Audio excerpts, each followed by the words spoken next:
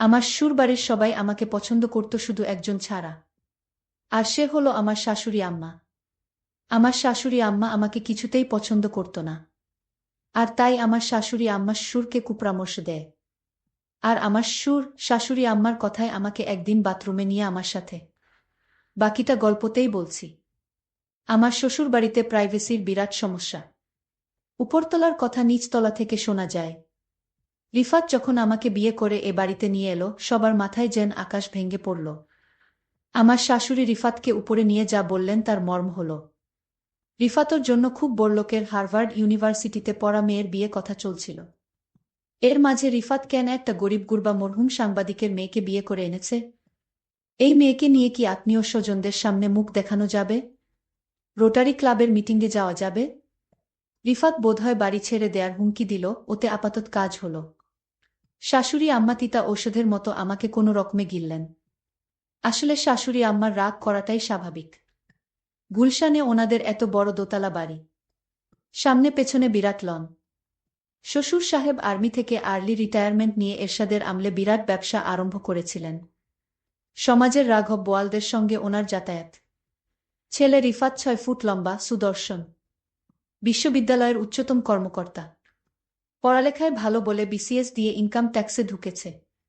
সেই ছেলে কিনা এমন একটা মেয়েকে ঘরে এনেছে যার বাবা তো নেই, আদাবরে কোনোরকম বাড়ি ভাড়া করে থাকে। আমার শ্বশুর সাহেব মনে হলেন না এ নিয়ে বিশেষ ভাবিত।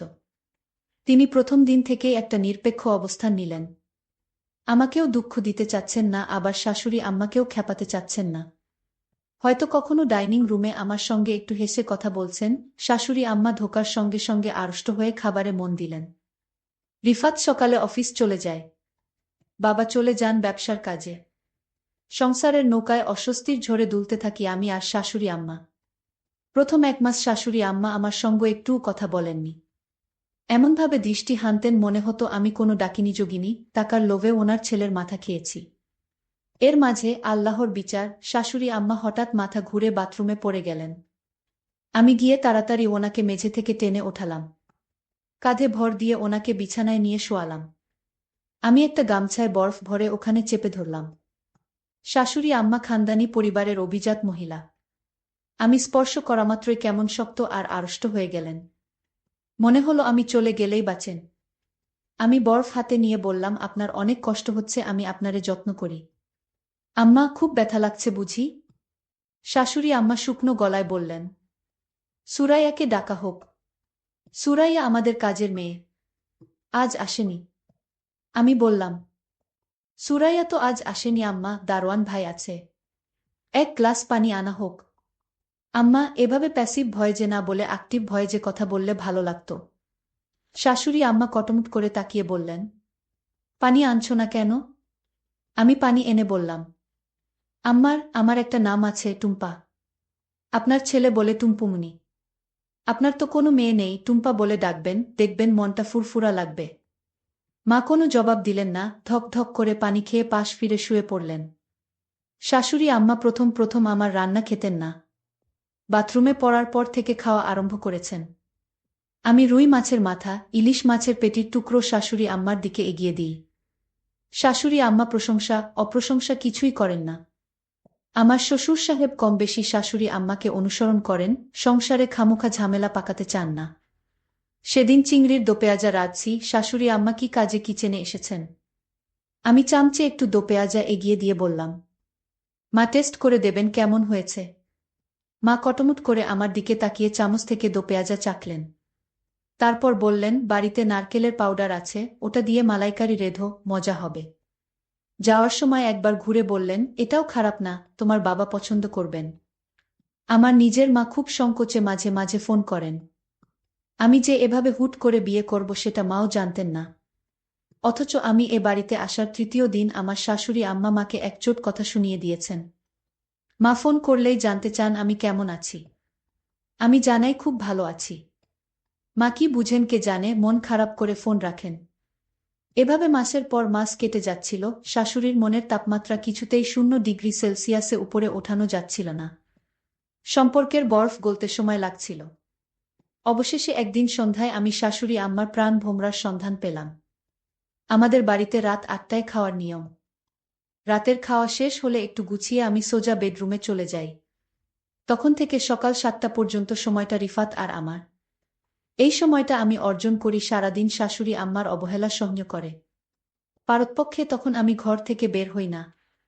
আমি আর রিফাত মনের সুখে মুভি দেখি। সেদিন কি কারণে বেরিয়েছি?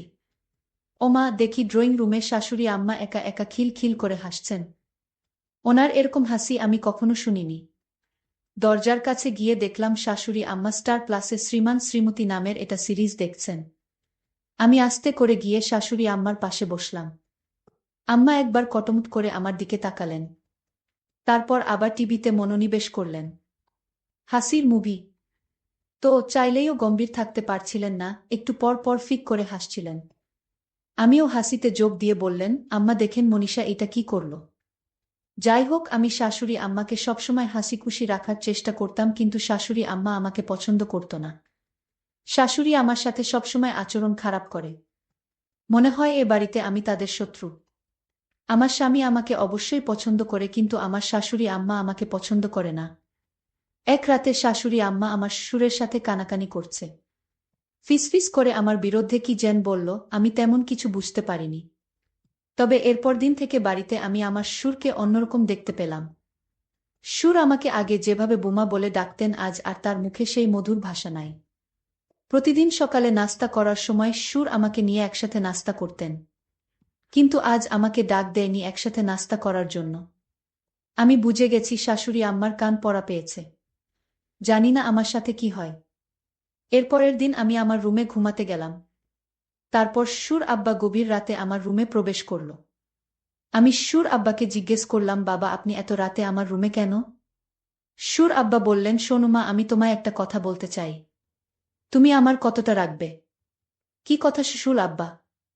শ্বশুর আব্বা বললেন, শোনো মা, এই বাড়িতে থাকতে হলে তুমি আমার একটি কথা রাখতে হবে। শ্বশুর আব্বাকে বললাম, কি কথা? কিন্তু শ্বশুর আব্বা বললেন, অন্য একদিন বলবো। আজ থাক, এখন তুমি ঘুমাও। শ্বশুর আব্বার মধ্যে আমি এক অন্যরকম দৃষ্টি দেখতে পেলাম, যা আমি আগে দেখিনি। এ বাড়িতে আমি প্রায় 6 মাস ধরে আছি। আজ শ্বশুর আমাকে কি বলতে চেয়েছিল তা আমি জানি না। এর 2-3 দিন পর আমি লক্ষ্য করলাম শ্বশুর আব্বা আমাকে তার মনের ভিতর লুকায়িত কথাটা বলার চেষ্টা করছে। আমি মনে মনে চিন্তা করলাম, শ্বশুর আব্বা কি বলতে চায় তা আমি শুনতে চাই। পরের দিন রাতে আমার শরীরে প্রচণ্ড জ্বর আসছিল, আমার খুব খারাপ লাগছিল। আমার পাশে কেউ নেই, একা একা রুমে জ্বরে আমি কাকড়াতে লাগলাম। এমন সময় হঠাৎ শ্বশুর আমার রুমে প্রবেশ করল। আমি শ্বশুর আব্বাকে দেখে চমকে গেলাম। আমি বললাম, শ্বশুর আব্বা আমার শরীরের প্রচণ্ড জ্বর, আমার মাথা ব্যথা করছে। শ্বশুর আব্বা বললেন, মা আমি তোমার মাথায় একটু ম্যাসাজ করে দেই, তাহলে তোমার মাথা ব্যথা কমে যাবে। আমি বললাম, শ্বশুর আব্বা আপনার কষ্ট করতে হবে না। আমি বুঝতে পারলাম শাশুড়ি যেদিন শ্বশুরকে কানে কানে কিছু বলার পর থেকেই শ্বশুর আমার সাথে এমন ভালো ব্যবহার করছে। জানি না এটা কি ভালো ব্যবহার নাকি আমার সাথে অন্য কিছু হতে যাচ্ছে। যাই হোক, শ্বশুর আব্বা বললেন, মা তোমার শরীরের অনেক জ্বর, তাছাড়া তোমার মাথা ব্যথা করছে, আমি তোমার মাথায় ম্যাসাজ করে দেই। আমার মাথাটা এত ব্যথা করছিল আমি কিছুতেই আর না করতে পারলাম না। আর তাই শ্বশুর আব্বা আমার মাথায় মালিশ করে দিচ্ছিল। আমার খুব ভালো লাগছিল। আমার মাথা ব্যথাটা অর্ধেক কমে গিয়েছে। শ্বশুর আব্বা আমাকে বললেন, মা আমি তোমার আর কোথায় মালিশ করে দিব? আমি বললাম, বাবা আমার মাথা ব্যথা কমে গিয়েছে, আমার আর মালিশ করা লাগবে না। আপনি এখন রুমে গিয়ে ঘুমান। শ্বশুর আব্বা বললেন, ঠিক আছে বৌমা, তাহলে তুমি ঘুমিয়ে পড়ো, আমি সকালে আবার আসব। শ্বশুর আব্বা যখন রুম থেকে বের হতে লাগলেন আমি শ্বশুর আব্বাকে ডাক দিলাম, বাবা শুনে যান। শ্বশুর আব্বা বললেন, কিছু বলবে বৌমা? আমি বললাম, হুম বাবা, আপনি আমাকে কি কথা বলতে চেয়েছিলেন? বলবেন বলবেন করে আর বলা হলো না। শ্বশুর আব্বা বললেন, মা আমি তোমাকে যে কথাটি বলতে চাচ্ছি সেই কথাটা বললে তোমার মনটা খারাপ হয়ে যেতে পারে। বাবা আপনি বলেন, আমার মন খারাপ করব না। আপনি আমার বাবার মতো। আপনি যা বলবেন আমি তা মেনে নিব। শ্বশুর আব্বা বললেন, তার আগে তোমাকে আমার সাথে বাথরুমে যেতে হবে। আমি বললাম, বাবা বাথরুমে কেন? দরকার আছে, তুমি চলো, গেলেই বুঝতে পারবে। আমি অবাক হয়ে গেলাম তার কথা শুনে। আমি বললাম, ঠিক আছে বাবা, চলেন বাবা। তারপর বাথরুমে গিয়ে যা দেখলাম তা দেখে আমার মনে হলো আমার চোখ কপালে উঠে গেল। 4টা ক্যামেরা লাগানো। আমি বললাম, বাবা এখানে ক্যামেরা লাগনো কেন? বাবা বললেন তোমার শাশুড়ি আম্মা এই ক্যামেরা লাগিয়েছে। আমি জিজ্ঞেস করলাম কেন এখানে ক্যামেরা লাগানো হয়েছে। সুর আব্বা বললেন তোমাকে ব্ল্যাকমেইল করার জন্য এখানে ক্যামেরা লাগানো হয়েছে।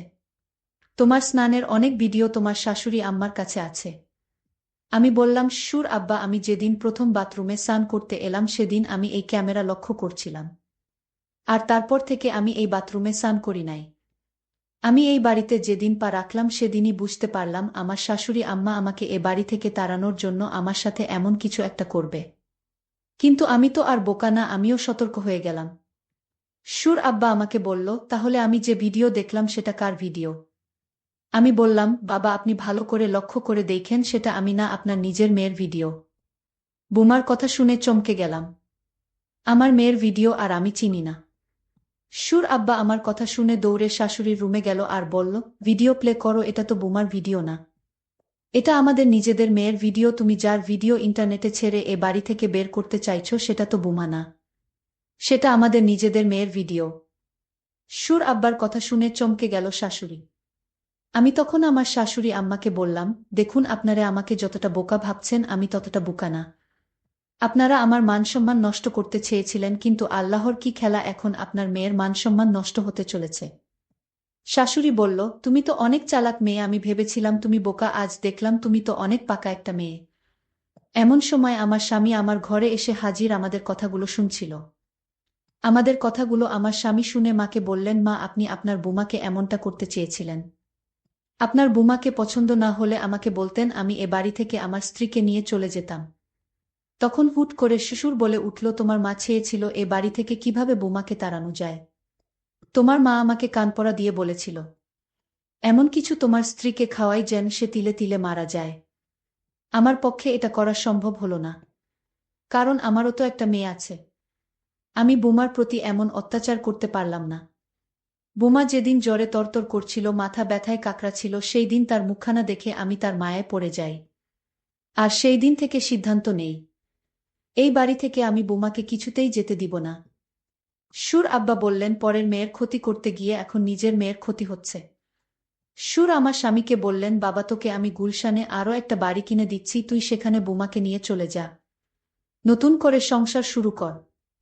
শাশুড়ি আম্মা তখন হাউমাউ করে কান্না করে বলল আমার ভুল হয়ে গেছে বুমা, তুমি আমায় ক্ষমা করে দাও। আমি বললাম মায়েরা কখনো ক্ষমা চাইতে নেই, মা আমাদের সাথে আপনিও থাকবেন এটাই আমি চাই।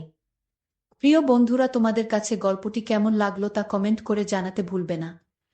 আর এরকম নতুন নতুন ভিডিও পেতে আমাদের চ্যানেলটিকে সাবস্ক্রাইব করে পাশে থাকবেন। ধন্যবাদ।